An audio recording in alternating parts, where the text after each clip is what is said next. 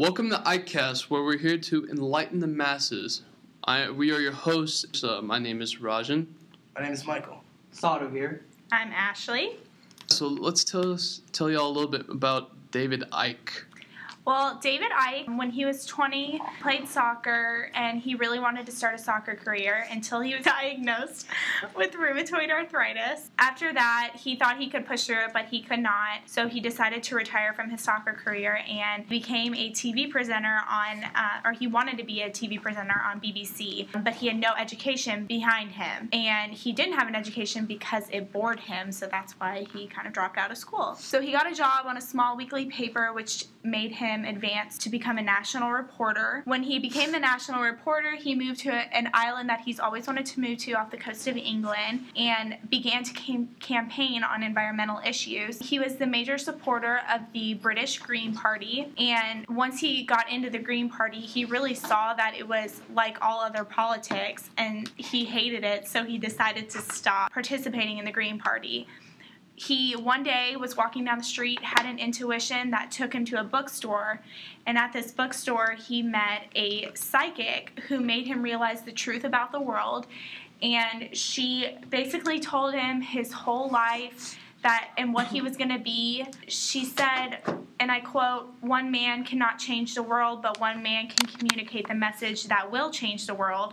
And he believed he was that man. He was also told that he will write 5 books in 3 years, which at that point he had. He said he would not be a part of politics because he was too spiritual, and politics is anti-spiritual. And she also told him what would happen, that there would be great earthquakes that will come as a warning to the human race, that they will occur in places that have never experienced them, and basically the earth is just going to fall apart, and this is what the psychic told him. So based on what she said, he basically formed his whole conspiracy theory that we all believe, and now he has, I know that moved me because I don't know that many people that they're told all these things that it comes true, so.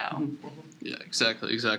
That's the man that we follow. He is shouldn't be ridiculed and called crazy. He is our Savior. He is our modern-day Jesus. We need to be thanking him. Now, everything that we know is all through literature put out by David Icke. So, true or false, guys? Few people control this world. It's true. True, yeah.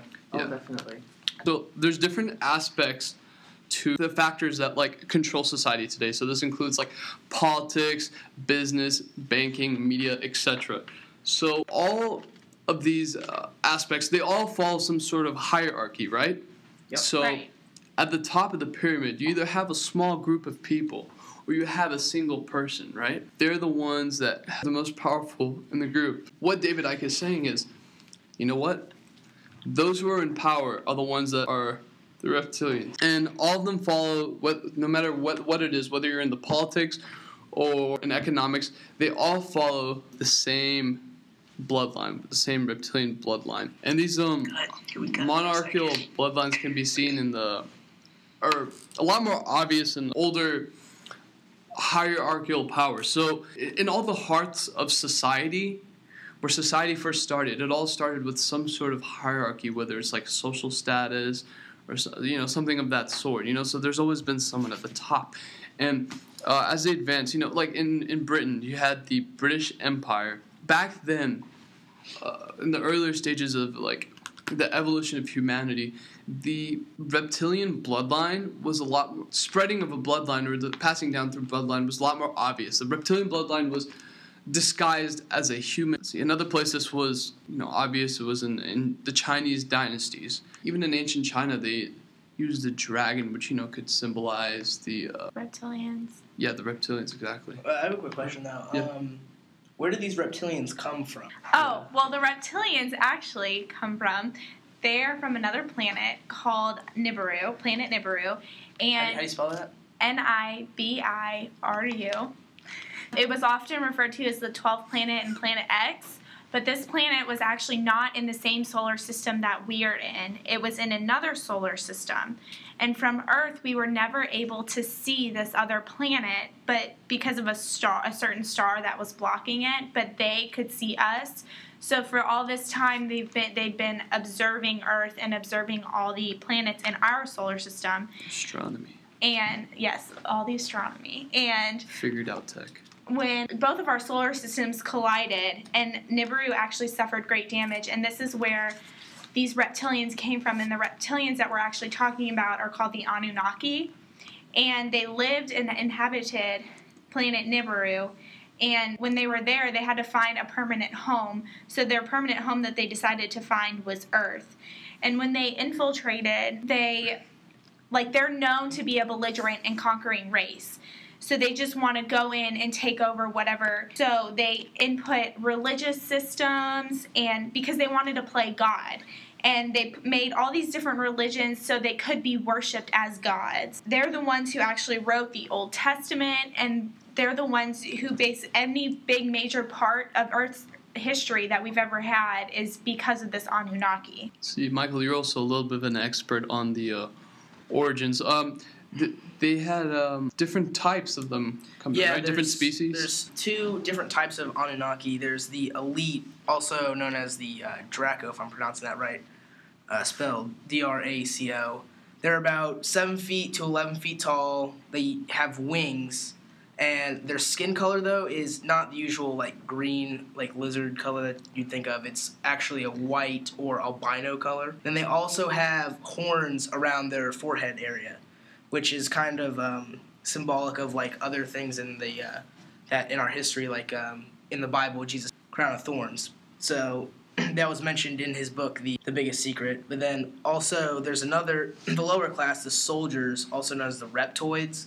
They do not have wings, but they're cold-blooded. They have large scales on their back and cat-like eyes. They have a larger range of height. They're either 5 feet to 12 feet tall. They can have a tail or not have a tail. So they're look a lot different than the elite do. So basically the ones we're talking about are the Draco, is that right? Yes, those ones are the top. The ones that we're speaking of, those that run everything. That run everything Yes. on our Earth. And when they actually came here, they're the ones who mastered genetic engineering, which is why they are humanoids. When us as humans look at them, they look like humans, but can transform into reptilians because of this engineering that they mastered. Yes. Yeah, this is the truth, folks. You guys don't want a 12-foot lizard telling you what to do and tell humanity what to do, right? Also, there's apparently tremendous internal strife between the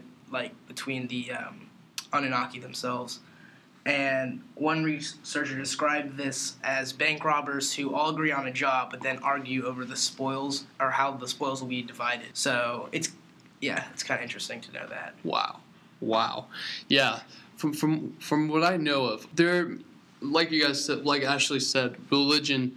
There are plenty, and Michael as well. There are plenty of things that allude to a pre-existing reptilian control of humanity, and in Sumerian clay from what I understand, Sumerian clay tablets that were discovered in modern day, I believe it was Iraq, they spoke of a race of gods from another world who brought knowledge to the planets and and interbred with humans. How we have to make the hybrid bloodlines. So these bloodlines go on to be the bloodlines of those of controlling powers, even in today, in modern day. And they referred to these gods in the tablets as Anunnaki, which translates actually to those from heaven. So there's plenty of evidence, folks. There's plenty of evidence. And, today, in the past, these bloodlines, a lot more obvious bloodlines, like the Rockefellers, the Rothschilds, the British royal family, they've all made a huge impact on society. It's all part of their agenda to control us. Now, would the Kennedys be considered part of these bloodlines? Actually, not the Kennedys, and I'll actually explain why later. So you have all these... we have these reptilians that are controlling us today. Yeah. But it's not obvious, right? If I told you, hey, Barack Obama is a reptilian humanoid, man, you're crazy. You know, he's obviously human. Well, the thing is, everyone from a reptilian bloodline can shapeshift. So they have to disguise themselves because